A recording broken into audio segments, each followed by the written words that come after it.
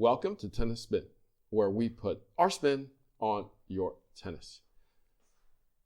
What if I told you I'm going to combine the deadest strings made along with the liveliest string made?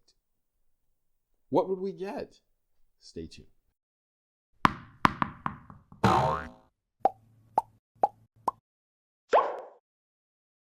All right, guys, so coffee sponsor of today is Eric Chua.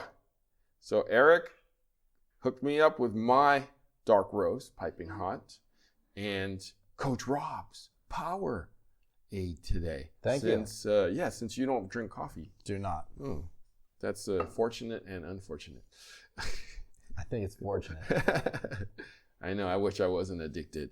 But Eric Chua writes, boss, is it okay you string a Kevlar at 55 pounds and a natural gut at 55 pounds, just like old school Agassi, and do a video, please? Well, Eric, as much as I really don't want to waste gut, I'm going to take one for you. All right? We're doing it today. All right, if you want to be my coffee sponsor and Coach Rob's Powerade sponsor, go to buymeacoffee.com/tennis spin. If you want to just hook up the channel, super thanks is the way. Link is below. The deadest string made, most durable string made, along with the liveliest string made. Coach Rob, if I said I'm going to do that, what's going through your mind? That'll be interesting. That'll be an interesting feel. Let me ask you the easy question. What gauge are we doing? I think we'll just go 16 on both. Here's the easy question. What is the liveliest string made? That would be gut. Natural gut? Natural gut. Ding, ding, you're right. So natural gut, right there. Natural gut, right there. Nice. So liveliest, best feel, best all around, not a man-made material, but a natural fiber. That's why it's called natural gut. Now, when I say deadest string, longest lasting string, what goes through your mind? My arm hurts. Yeah, that's true. But what material would you think of? Probably the Kevlar. Kevlar. Here we go. Kevlar. Yeah, here, you can have that piece. I'm taking this piece. Now, 16 gauge Kevlar. You've strung this before, right? In a Pro Blend or in probably something a Pro like that? Blend way back in the day. I haven't strung anything with this in a long, long time. Yeah, no, Kevlar was popular, I want to say, in the mid to late 80s into the mid 90s, and then it's slowly been declining. It is the deadest string on the market and the longest lasting. When people mention Kevlar back in the day, they think of a bulletproof vest. Yep. Why would you wear a bulletproof vest that's made out of Kevlar? Well, you wouldn't. But you would want something that's going to be super durable and be very hard to break. Right. So who makes this? Which one? What are we holding here? Since I can't read the fine print. This particular Kevlar is Ashway. Okay. So I think they're one of the few people that still make Kevlar. I think Prince makes a Pro Blend still, from what I've researched, but that's about it. Nobody's doing Kevlar anymore.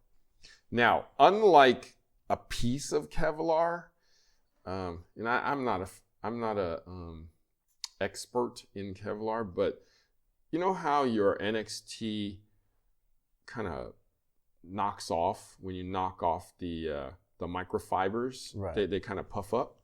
This actually does the same thing. Huh. So they were smart in combining a bunch of thin strands and creating this tennis string.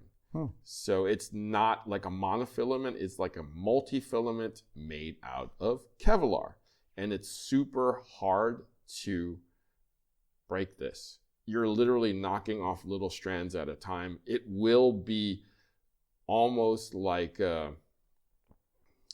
puffs of string on your string bed before this breaks. It'll actually hold on with its last strand and holding on for dear life.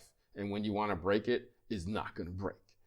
That's when you get the scissors. That's right, because it's not the net post. Don't go up and try to knock it on the net post. I've done that. And it still didn't break. Exactly. So don't do it, people. But this particular combo with the Kevlar and the gut was kind of made famous by Andre Agassi. Andre did this combination on his rackets. And I did not know that. Yeah. I knew the Kevlar, but I did not know he mixed it with the gut. Mm-hmm. So he had durable and playable. I've never actually tried this before. All right, so Eric, we made your combo. Ooh, feel that.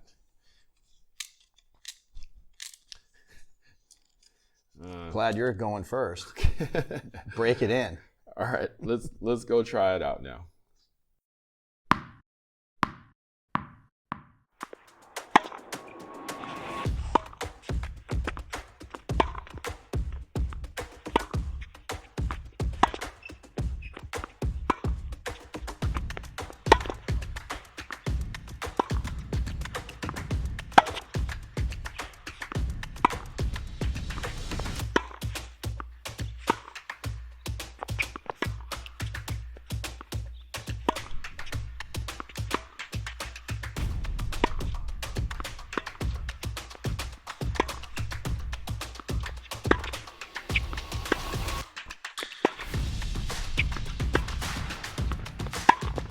All right, so we just got off the court. Andre Agassi blend, Kevlar 16, gut 16, natural gut 16. I saw what I saw from this side. What did you feel from that side when you're holding the racket? Well, the first few I mishit, so that did not feel good at all. And then I realized, hey, I better really watch the ball a little longer to get the sweet spot. So that my ball didn't keep landing shorter and shortest. I was hitting into the window a little bit, but no excuses. Had to watch the ball hit it cleaner to get it deeper. So not a lot of pop, but I'm sure if I was taking bigger cuts at it and watching the ball a little better, would have potentially had a little better result. Also, you gave me a 28-inch racket. Like, really? Well, I didn't want to waste another set of gut. I appreciate. Hey, I understand that. But yeah, so getting used to extra length was interesting. Right. Though when you hit it right, how did it feel though? It felt pretty good. It barely got to the service line. I had to really lay into it to get it past the service line.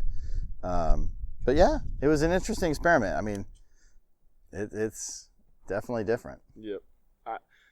It wasn't bad. I mean, it wasn't great. It made me swing harder for sure. Right. I mean, if I didn't take a full cut at it, it was definitely going to be 2 bounces or maybe 3 bounces to Rob. We were both on this side hitting into the wind, so we even had to swing harder than that. But what I did notice with the string and the wind was I could literally take a full cut at it as hard as I can, and the ball stayed in.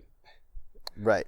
What did you see from my ball? Was it slower than normal? Well, you made the adjustment early on after I hit with it. You're like, I better swing or it's not going to get to me. So you had the advantage of watching mine all fall short. Right. And you were used to using a 28-inch racket. Right. So for me, it wasn't, I learned on the court from just watching Coach Rob. And I'm like, that's interesting. He's shorting everything 2 bounces. So bing, I got to swing harder. All right. And then obviously with the Kevlar being super dead, and then the gut probably not going to help too much since it's a freshly strung racket. It's it's going to feel tight and it's going to feel hard. And the sweet spot felt small. Yeah, Like, I think anything off center was not good. With this dead string here, I think it shrunk the sweet spot. So unless you really hit it correctly and in there where it actually gave the maximum amount of absorption, you weren't going to get anything. It was literally a board, a dead board at that, a washboard. But once I figured it out, though, and just started taking full cuts at it, it was okay. One caveat, though, I wasn't going to hit the ball past anybody, though. That's the thing. Even if I was going to take a full cut at it, it'd be super difficult for me to pass. I mean, this is going to be durable, and if I swung like Andre, I can probably get it past somebody, but who swings like Andre? Who's got that precise timing? Exactly. And right off the ground, using the other person's speed and ball power and speed against them. Not me. So great experiment, though. I've never thought to even try this, but super fun. It was fun to try. Yeah. So I got it off my list, and thank you, Eric, for suggesting this. It was super fun. So, Eric, now it's your turn. Tell me if you tried this after we've tried this now. I think this is kind of the ultimate blend for durability with a little playability. So, I don't say it's horrible, but it quiets down. The gut definitely quiets down the harshness of the Kevlar.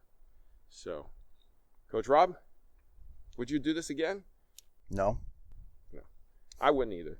But it's fun to do it once. Definitely. Check off on the list. Thank you, Eric, for the suggestion and for the coffee. Coach Rob, thank you for doing this with me. No problem. Guys, thank you for watching Tennis Spin, where we put our spin on your tennis.